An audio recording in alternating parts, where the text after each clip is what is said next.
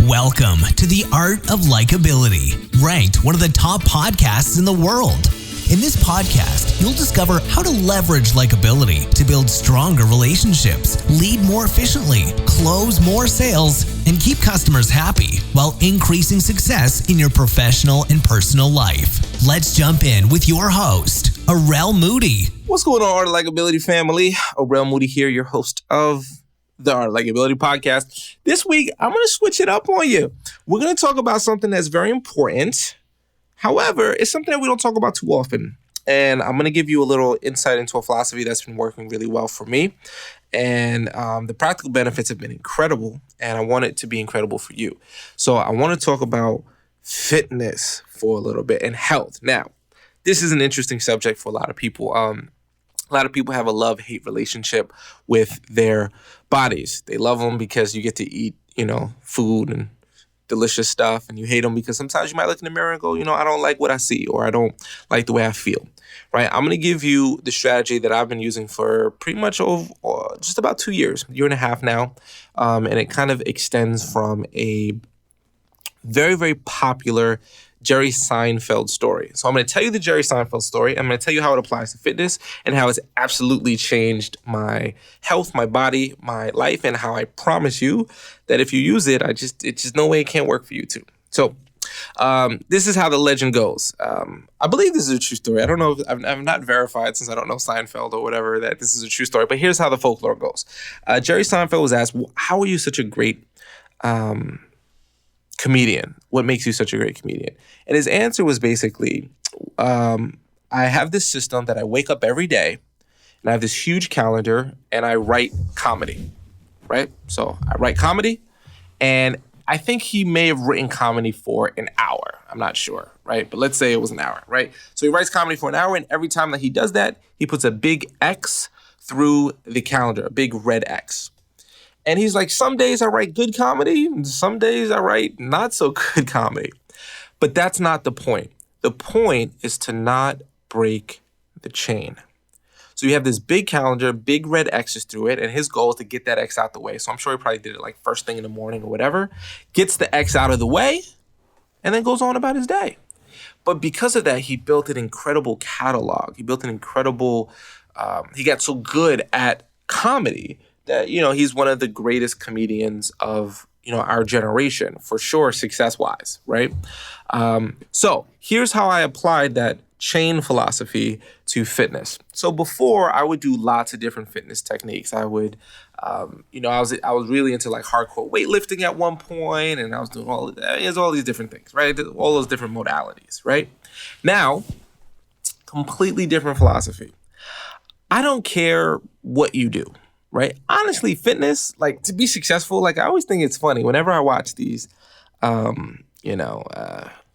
late night ads for these new fitness machines or fitness techniques and strategies. And they're like, in 28 days, people got amazing. You get results doing pretty much anything.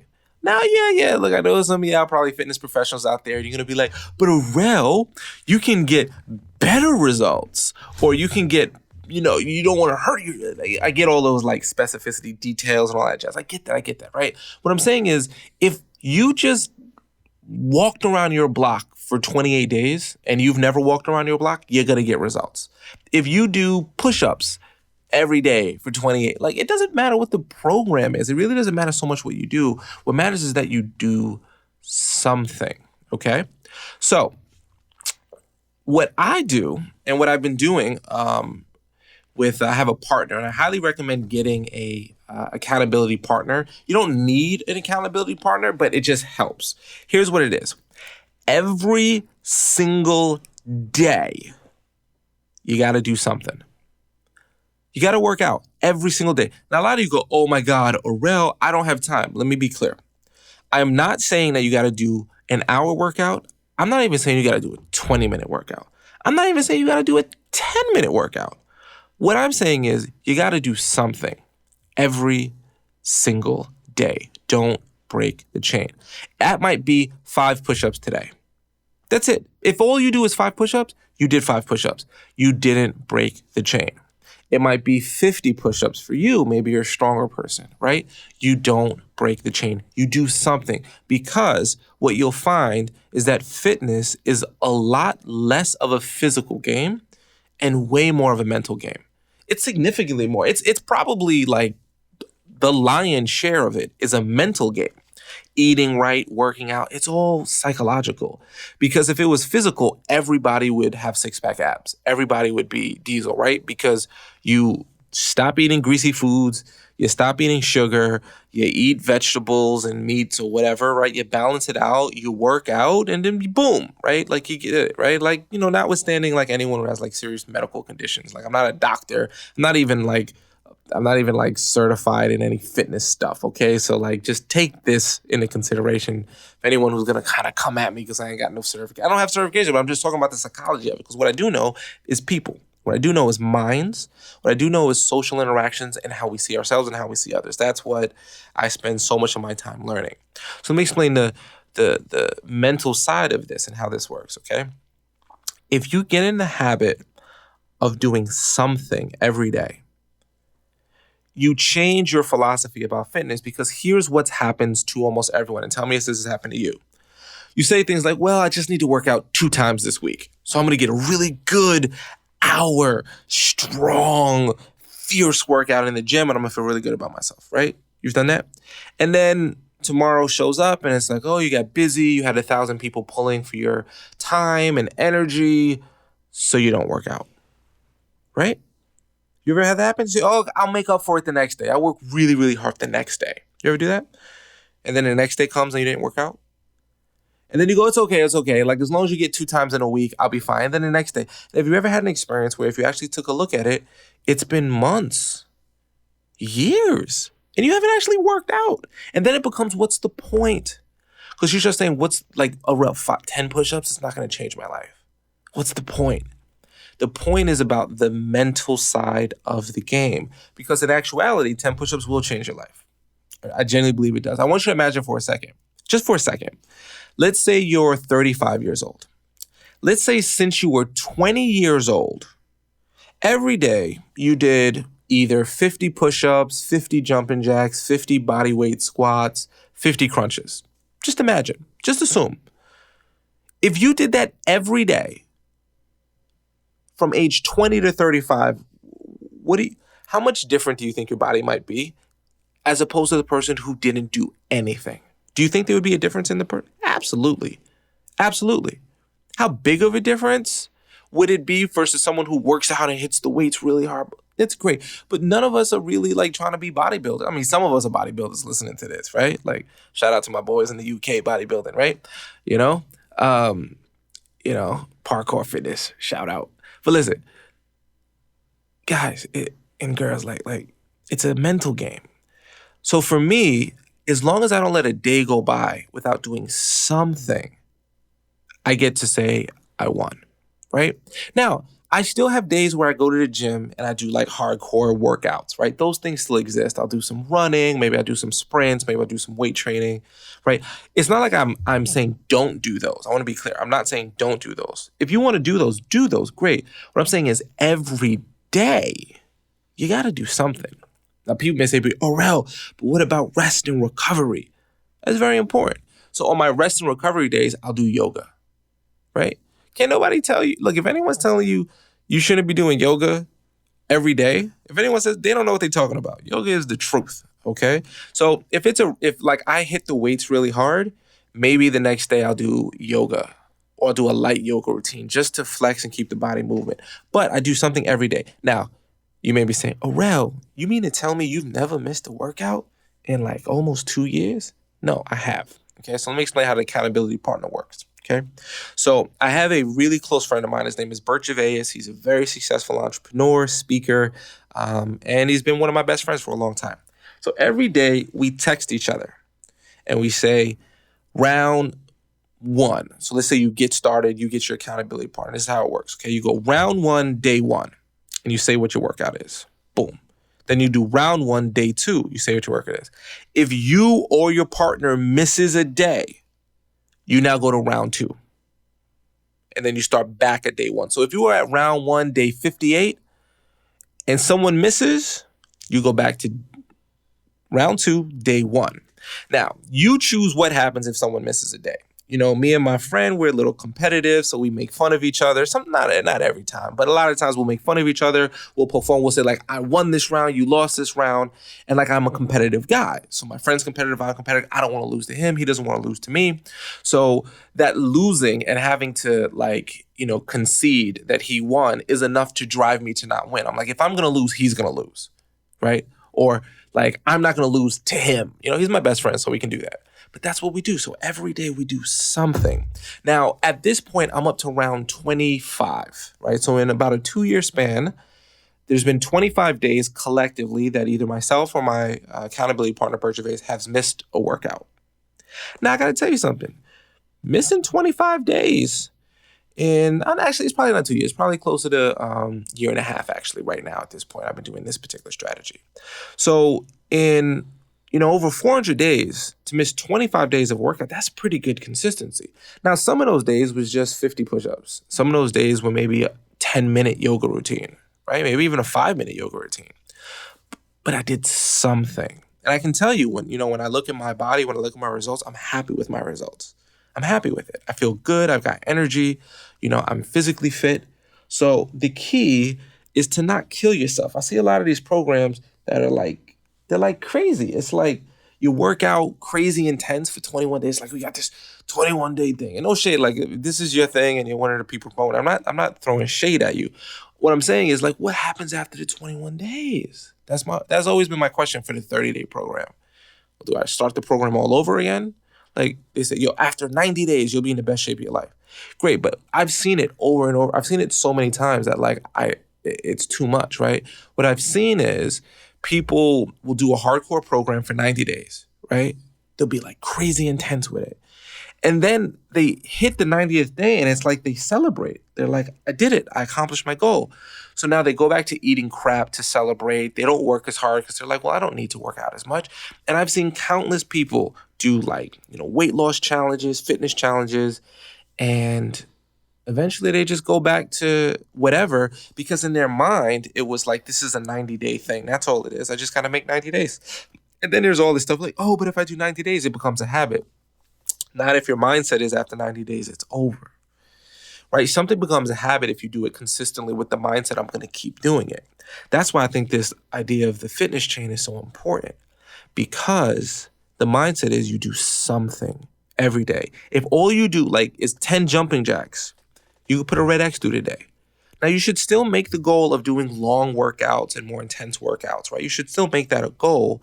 But on a day where you miss the gym, don't say, oh, it's not like, oh, Rel, 10 jumping jacks isn't going to have no physiological difference. It's not about the physical. You will get physical benefits, but it's about the mental benefits of not breaking the chain, of staying consistent.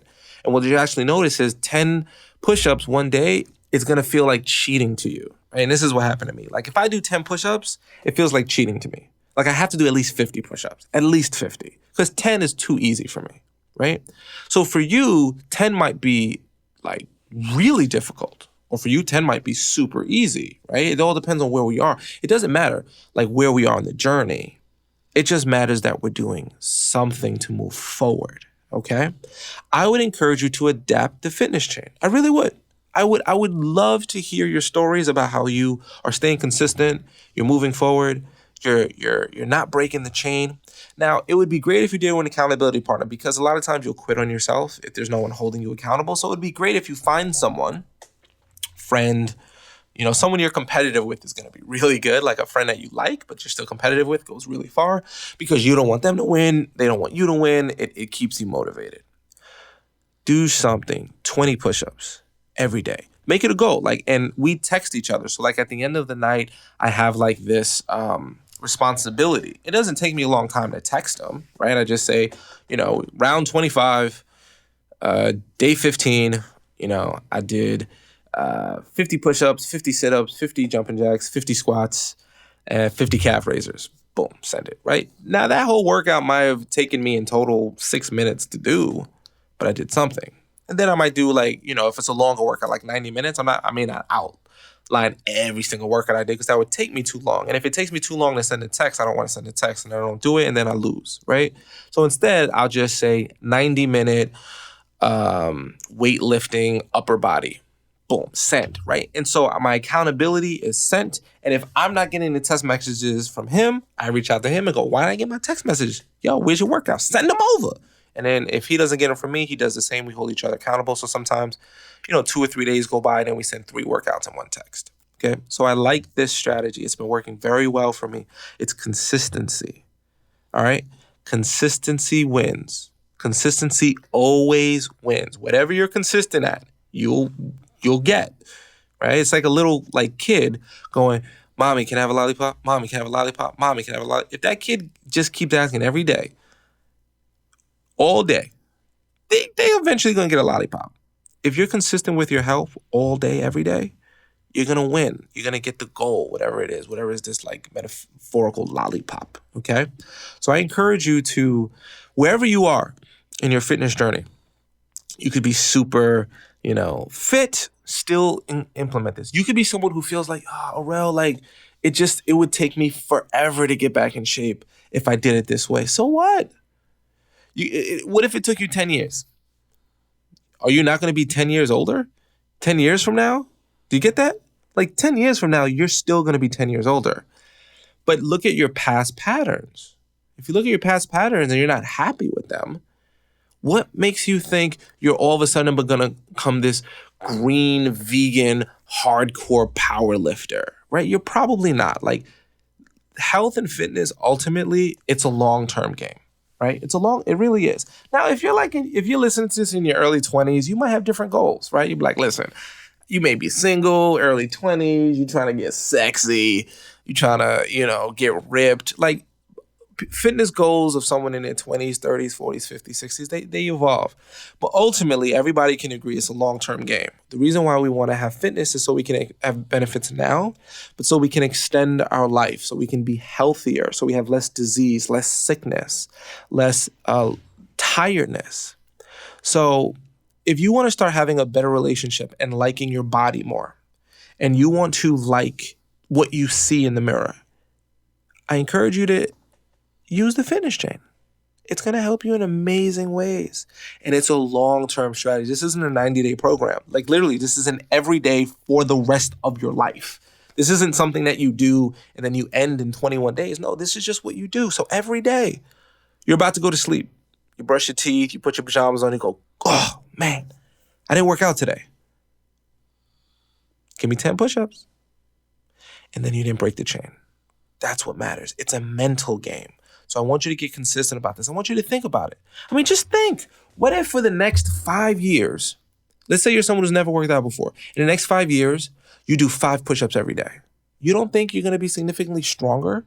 Eventually, 5 push-ups are not going to be hard. You could do 6, 7, 8, 10, 30, 50, 100, right? The goal in getting it more, that's not the point. You just got to ask yourself, do you feel like you're cheating yourself? That's my rule. When I say, well, how little is too little for me, I just ask myself, do I feel like I'm cheating myself?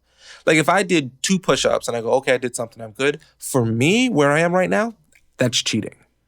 But for you, that might not be. For someone else, 2 is definitely cheating. The key, again, is to not break the chain. This isn't a program that ends. It's what you do for the rest of your life. You do yoga, you go swimming, you cross-train, you run. You do whatever you need to do, but you got to do something. So let me know what you think about this. I'd love to see, if you guys want to send me pictures of you guys working out, don't send me nothing crazy, okay? Keep it, PG and lower. Don't be sending me nothing with your shirts off and stuff. I ain't trying to see all that business, okay? But just letting me know you're doing it would be great. So you can send me a tweet or Facebook message or LinkedIn message at Aurel Moodie, ARELMOODIE.